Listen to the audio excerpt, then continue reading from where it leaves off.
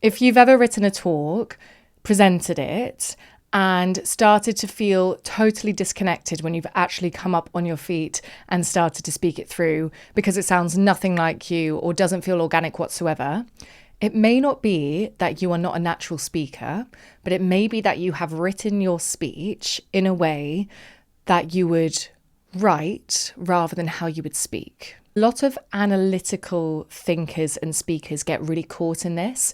I meet people who are like, I'm an analytic. I'm not used to public speaking. I don't hold that sort of charisma.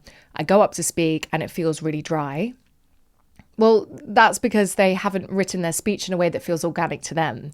They've written their speech in a way that they would formalize it on a data sheet because that's probably what they're doing for most of their working day. When we talk, we pause, we shift tone, we add in these tiny little jokes or things that help the crowd feel like we're present in that moment. That's not us making mistakes or going off script. That's us humanly interacting in a really present way. So here's a trick.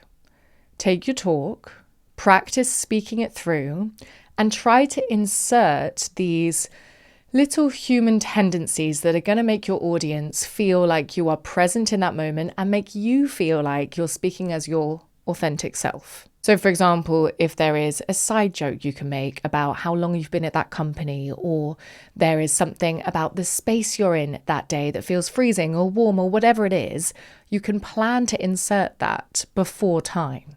And that's why I love what I do, because that is exactly what I teach actors to do.